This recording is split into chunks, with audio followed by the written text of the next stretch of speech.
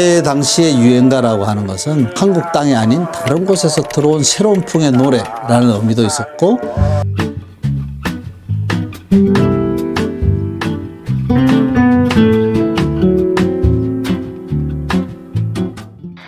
이분은 한국 최초의 직업인으로서의 가수, 전업 가수의 첫 번째 주자라고 이렇게 이야기할 수 있습니다. 지금은 가요나 대중음악이라고 불리는 것을 당시로는 유행가라고 불렀습니다.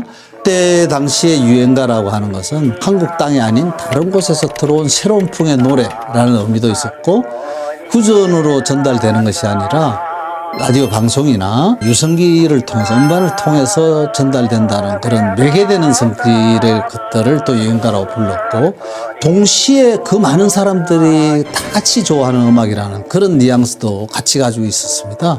그런 점에서 그때 유행가는 지금의 대중가요에 굉장히 가까운 그런 이름이라고 하겠습니다.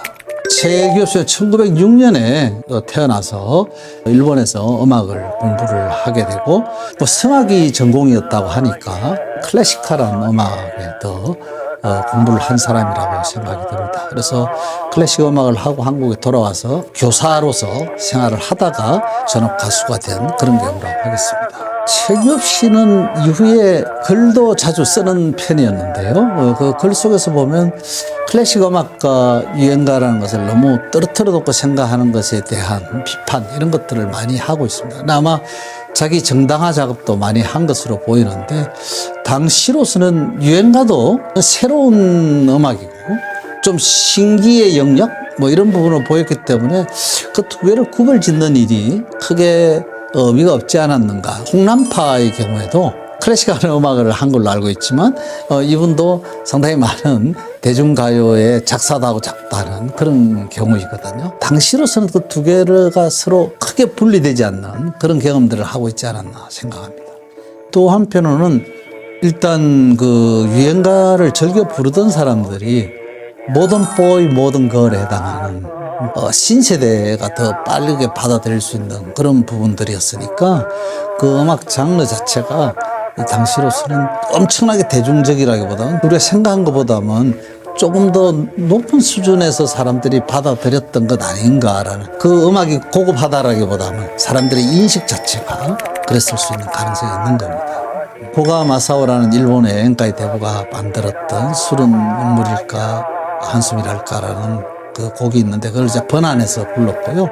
그 외에도 뭐 신민요, 동요, 굉장히 여러 가지 음악들, 그 다음에 뭐 송기정 선수가 올림픽에서 우승하고 난 다음에 그것을 기념하는 노래, 무려 210곡이라고 하니까요. 굉장히 많은 곡들을 남겼고, 이후에 많은 가수들에게도 상당한 영향을 남기지 않았나. 예를 들어 노래 부르는 풍이라든지 이런 부분에서 영향을 남겼을 거라고 그렇게 생각이 듭니다.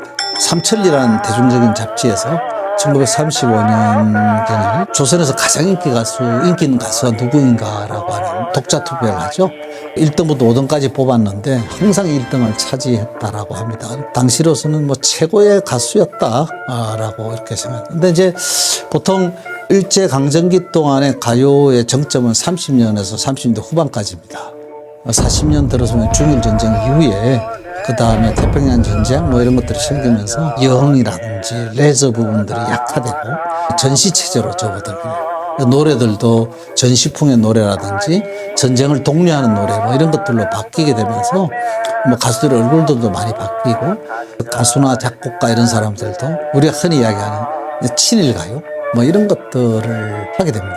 일종의 부역 연애라고 그럴까요? 예능이라고 그럴까? 이런 것들을 하게 됩니다. 그래서 최규엽 씨의 생활도 이후에 가수 생활이 굉장히 어려워지고, 뭐 여러 번 사건, 사고에 휘말리는 뭐 사기죄라든지 뭐 이런 것들에서 말년은 그렇게 풍족하거나 아름답지 않은 그런 생활을 보내지 않았나. 1948년에 월북을 하게 되고 49년에 함흥에서 별세했다는 그러한 기록이 남아 있습니다.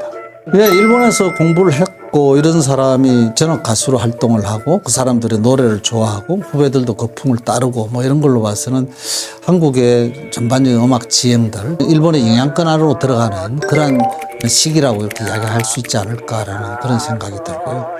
또 한편으로는 뭐 전업 가수가 생겼다는 점에서 대중음악 시장 이런 부분들이 일종의 작은 형태지만 산업으로 인식되기 시작했다라고 하는 것. 그 다음에 소리, 노래를 돈을 주고 사고 판다라는 점에서 우리 일상 안으로 훨씬 더 깊숙이 이 자본주의가 들어왔다는 걸 느끼게 되는 일종의 소리의 자본주의 형식. 그 다음에 노래 가사들에 보면 도시의 정서들이 안으로 들어오기 시작합니다. 도시적 삶.